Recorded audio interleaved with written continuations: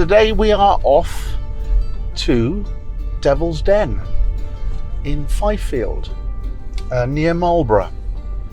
Now, Devil's Den is a dolmen burial chamber. It dates back to around 4,000, 3,000 BC, so you're looking at potentially 6,000 years old. It's a couple of standing stones with a single capstone, and the capstone alone weighs 17 tons. It actually used to be a 230 foot long, which is about 70 meters, long barrow, but it collapsed over the centuries through a continuous farming, ploughing, etc. So that all that remains today is a pair of standing stones and this capstone.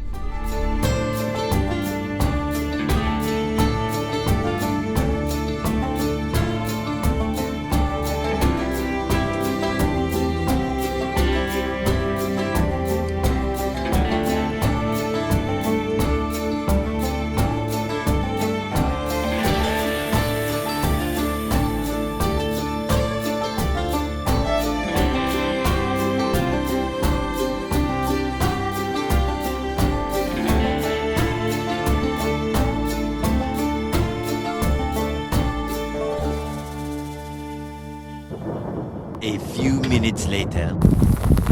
Just look at the lengths I go to for these videos, eh? Come on, give it a like. Bloody grim out here, that's for sure.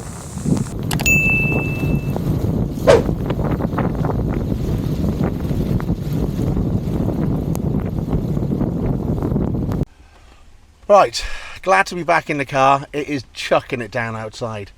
I am drenched, literally to the skin. The e-bike's great, but when you're bombing along in tranky bottoms and the heavens open, you've got no protection, and I am literally soaked. There's a puddle on my car floor already. A few inches later.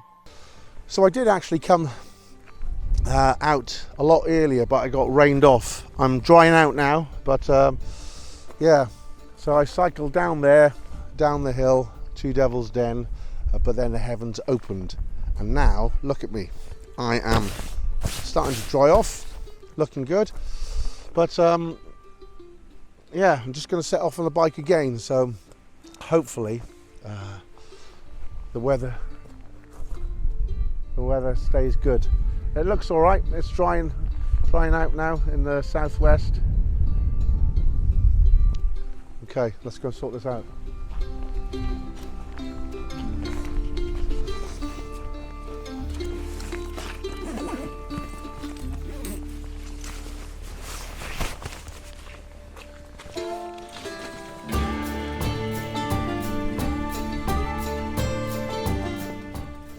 Right, take two. Hopefully the heavens don't open this time and I manage to get down there without getting soaked through. Wish me luck.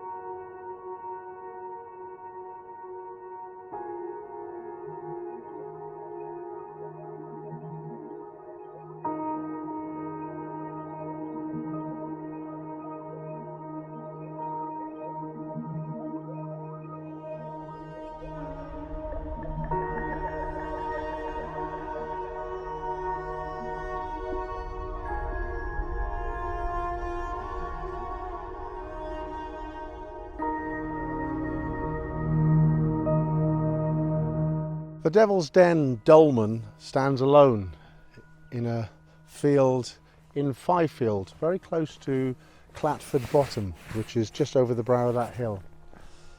The word dolmen is supposed to be a derivative of the word Dillion, which means boundary mound. So I was informed that this valley is locally called Delyn Dean, and perhaps that's where the name that we know, the Devil's Den, actually comes from. Even as recent as 1920, the barrow, or certainly hints of it, was still here. And then in 1921, what was left of it was rescued, and it was reconstructed to what we see today. So obviously what we see here is not the original structure. But this capstone here apparently weighs 17 tons alone, maybe more, with these two sarsens holding it up. Now on this side, in 1921, I think his name was Passmore, he poured this concrete in at the foundation of this sarsen to keep it locked in one place, and even inscribed in it is 1921, which I think is quite nice. That said, the concrete itself is a little bit of an eyesore. Certainly not how they did it 5,000 years ago. So like many ancient tombs, there's always folklore attached, and this is no different. Apparently there's a hound that's lying beneath the tomb with piercing red eyes, protecting its long dead master. The sound of an eerie baying hound has been heard echoing across the valley at night. In 1884, the Reverend A.C. Smith published a book called Guide to the British and Roman Antiquities of the North Wiltshire Downs. In it he writes, "Another labourer whom I once interrogated informed me that nobody could ever pull off the capstone, that many had tried to do so without success, and on one occasion 12 white oxen were provided with a new harness and set to pull it off, but the harness fell to pieces immediately. As my informant evidently thought very seriously of this, and considered it to be the work of enchantment, I found it was not a matter for trifling to his honest but superstitious mind, and he remained perfectly unconvinced by all arguments with which I tried to shake his credibility. Another tale involves the devil himself, who is said to yoke up 4 white oxen in an attempt to dislodge the capstone. Just why the devil would want to do this is unknown. On top of the capstone are several dimples, or cups. The tale goes, you should fill these dimples with water. Then, overnight, the water will mysteriously vanish, apparently consumed by the fiend that haunts the dolmen." So apparently the barrow stretches from the southeast to the northwest. And 230 feet is a sizable barrow, by 40 feet wide. What's that, 70 metres by, I don't know, 13 metres? So certainly comparable to that of West Kennet Long Barrow. To put it into perspective, this is how big the barrow would have been.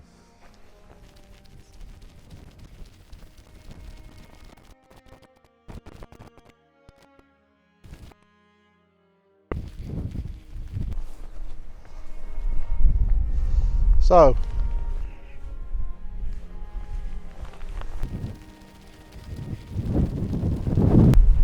now that is some barrow. I wonder how many dead bodies were in it. I know at West Kennet Long Barrow there was at one point up to 50 bodies buried in there. The thing is, they're not buried in there at once. It's over time, and hundreds of years later they're still adding more bodies and rearranging the bones of the previous ones. So It could be hundreds. Who knows?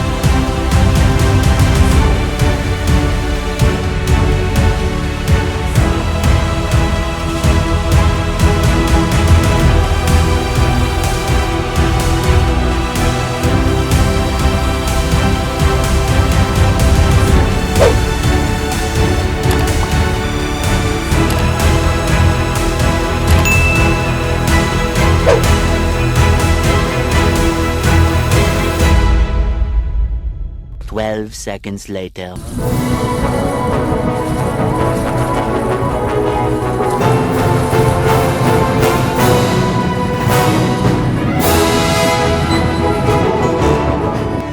Right, back in the car.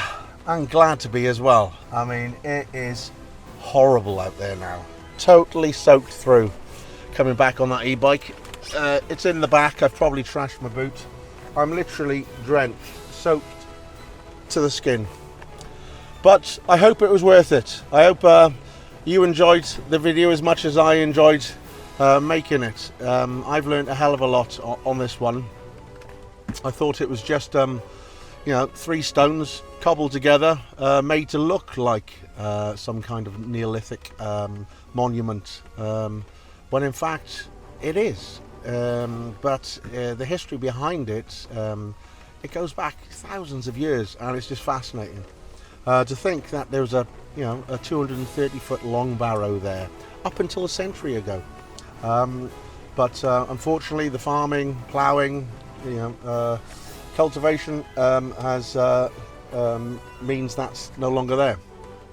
But this long barrow was the same size as West Kennet Long Barrow, which is just staggering.